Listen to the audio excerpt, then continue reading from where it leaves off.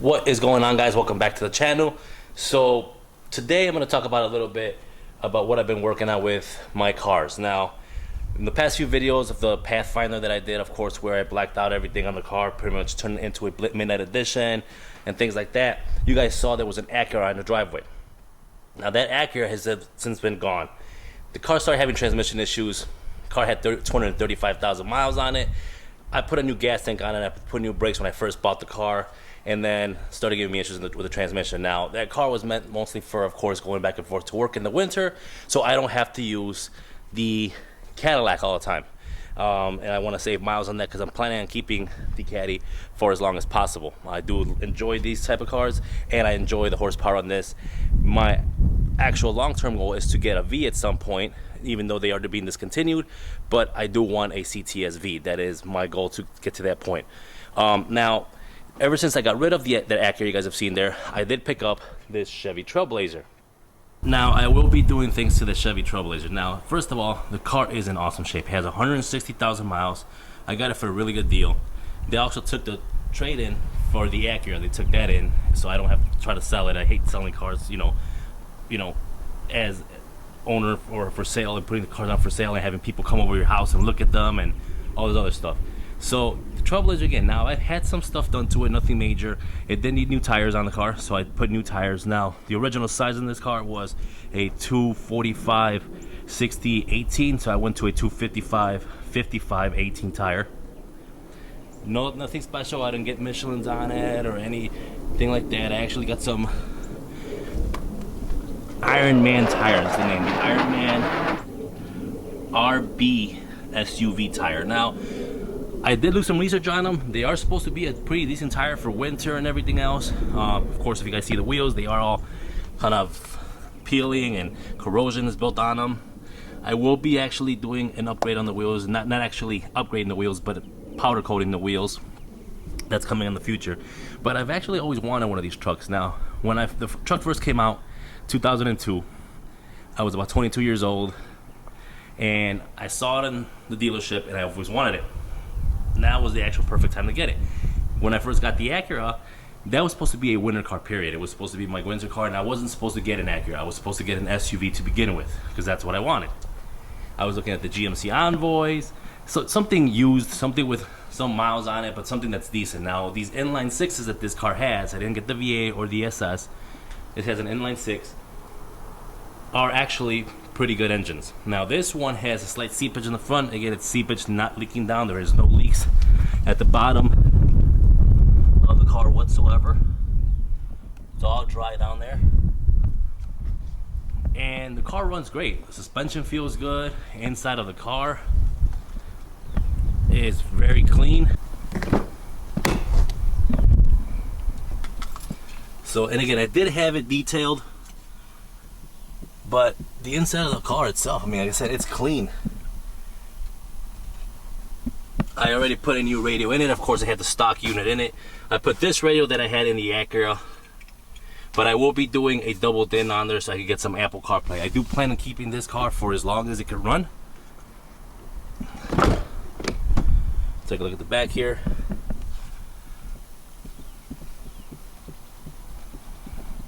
So the car is gonna need a few things. Again, it did need tires, so I put new tires on it already. It is gonna need front brakes. I will be ordering those and installing those. I'll show you guys in another video.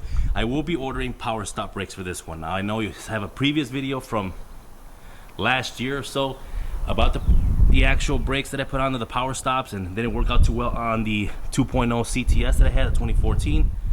But since then, I've always liked power stop. I've actually put them on my mom's Toyota Camry, and they're awesome. She's not complaining about them, so I'm gonna have to get power stop brakes for the front of this car. Now, again, the paint itself is in pretty decent shape. Now, I did have it, of course, like I said, you know, buffed and waxed and everything. It's got some scratches, and again, it's a 2008. I don't expect it to be in 100% perfect condition, but the car turns on, gets me to where I need to go. It does have some lights that come on. I got an airbag light that came on. Of course, the badging is missing, the black badging, which I will be getting some badging under the bow tie for Chevy. Little dents here and there, but again, it's a 2008. It is a used car. Car starts up right away.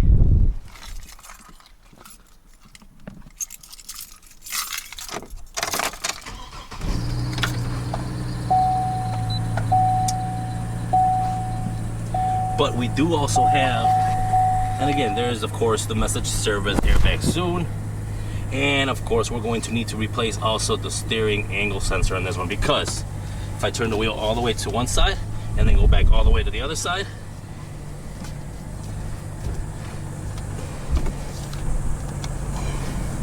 we'll get a steering angle light. Now actually when we put it in drive, we'll get the steering angle light come on there. There it goes.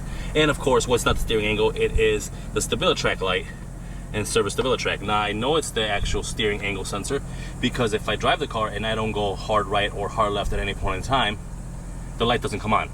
It only happens, of course, when I do those hard right or hard left. Now, this airbag light came on after they detailed the car, so I'm thinking something was happening with the seats. I just gotta reset it and see if it resets. If not, I'm not even gonna worry about the airbag system, honestly. Again, it is my car to get back and forth to work in. It's got a sunroof and everything. But I mean, I've always liked this car, and I'm actually glad and happy that I was able to get one of these with low miles. Again, it does have 160,000 miles on it, a little bit more, 160,651. I've probably put on about 150 on there already. But everything works. AC works, power windows works, got heated seats. Again, it does have its little issues. It's got, of course, this is broken. I've already located this on eBay. They're like $17 for those plastic covers. But again, it's got this noise from the front. Now, we all know what that noise is. It could be either a belt tensioner, a pulley, or the actual belt. Now, I'm gonna pop the hood here real quick. Now, if you actually look at this, I've already looked at the belt. I'm gonna spray the belt on there. What's this? It stopped. So that's pretty much a belt that I have going on there. And there it starts again. Spray it down. Noise goes away. So that's either two things. Either the belt's not running true on there, or the belt is pretty old. So if you spray it in here, you get that noise to stop. Just spraying some water right in there, the noise stops. If it was a pulley or an actual bearing causing that, it will continue to stop. Now there is a slight squeaking still coming from somewhere, but that doesn't bother me. It's that major noise that you first start this thing up. So I did get the belt.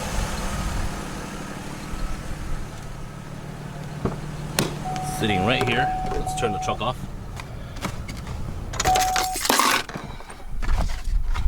We got this belt now. I got a Continental belt. Continental makes great tires. Did some research. This is a multi-V technology belt, or multi-V belt, not V technology. These are supposed to be very, very quiet ones. They're supposed to help out a lot, and they're supposed to last a very long time. I have some reviews, seen some reviews on it, and I put a link in the description where you guys can get the belt if you guys are looking for these belts.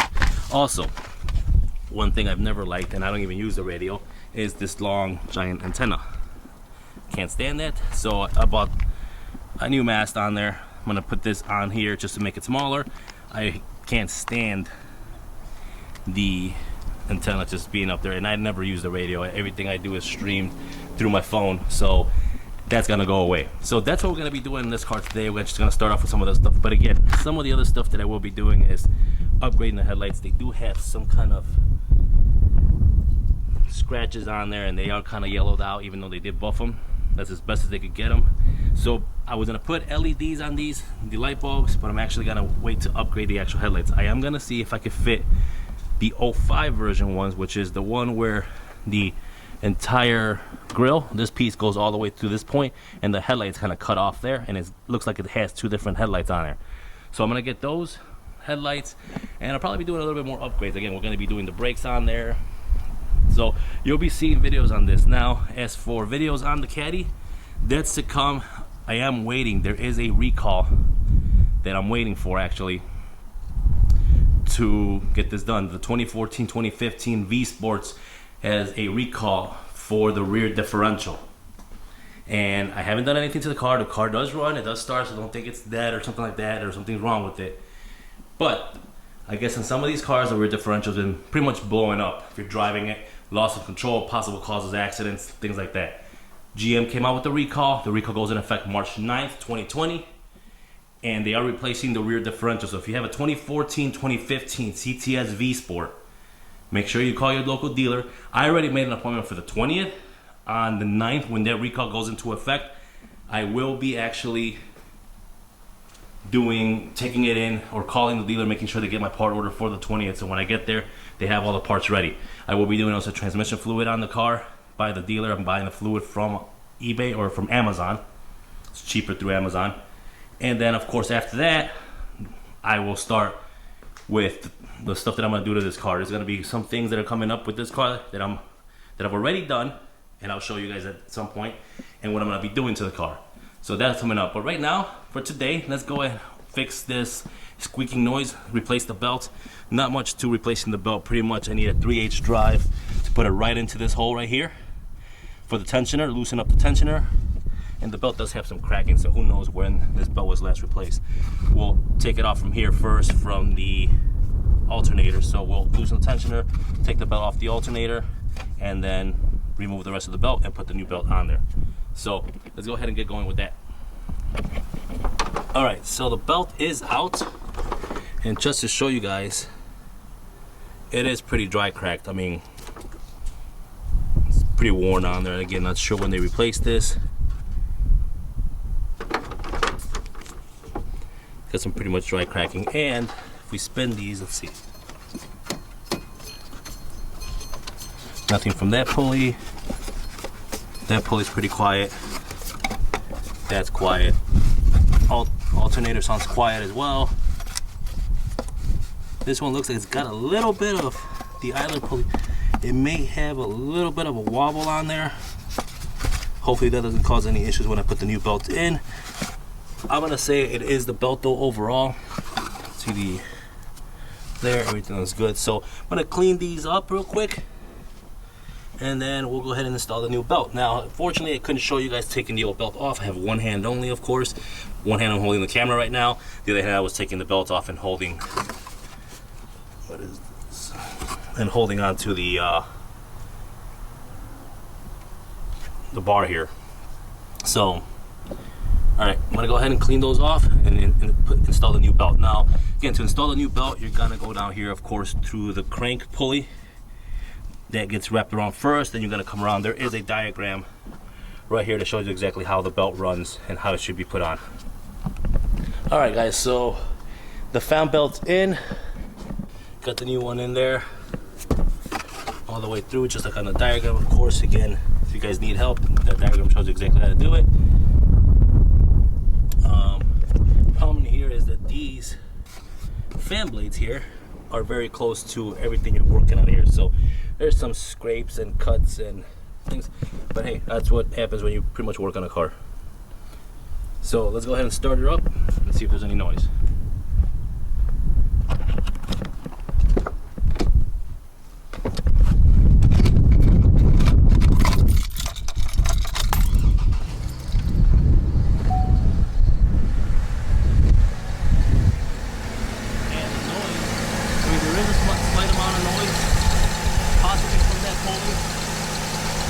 But the screeching loud noise is gone. That power pump pulley right there seems like it's making a little bit of noise. That's gonna be the bearings probably in that pulley. But the major noise, most of the noise is gone.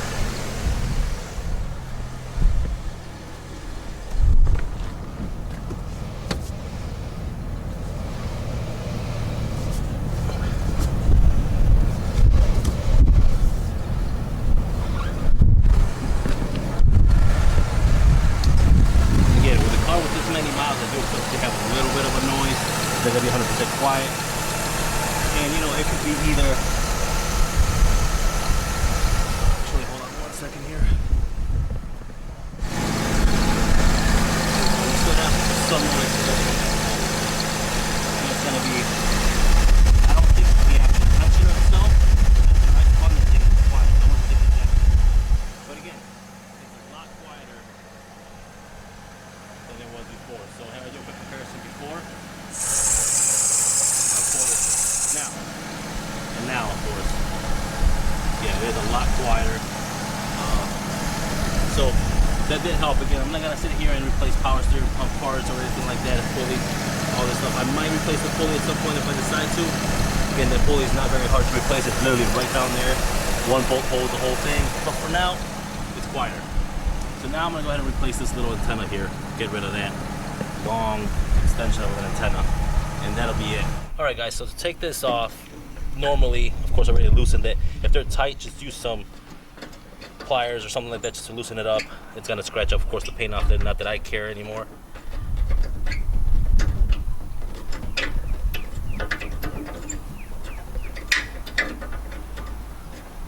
Seems like it's been on there forever.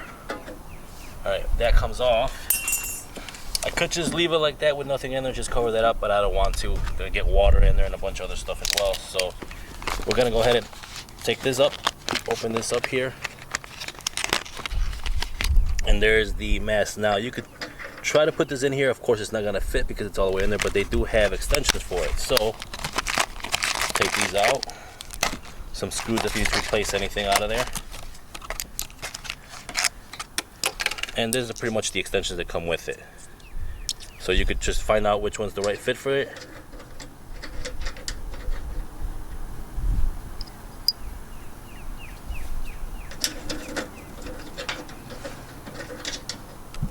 Alright, so it seems like that's the one that fits in there. Screw that down all the way, just hand tighten it. I'm not gonna go crazy on it. Put the new antenna on there. And it's all done. And now we have this tiny little antenna on there instead of this long rod that sticks up all the way past the roof of the car. It was like pretty simple. Again, so now we put a new belt in there. I still have to check this engine air filter, but I am actually going to get a K&N filter out, and I'm going to actually do a comparison, because when I put the K&N filter on the Pathfinder from the original filter, the car, you could hear it when it's sucking up air more. It does sound a lot more aggressive when you're accelerating. And I'm gonna see if the same thing happens with this truck. So I have a K&N filter on order. Actually, I got a couple things in order, and then in the next video on this car, I will show you guys. We'll go through some other stuff that we're gonna be doing to it and kind of bringing it up to date and making sure that this car looks good. And, you know, hope it lasts me for a year, 2 years. I'm actually hoping it lasts me for, you could put at least 260, another 100,000 miles on this car. But again, that's a quick video. Again, just going off a little bit of what I'm doing with the cars. The wife's car is pretty much done.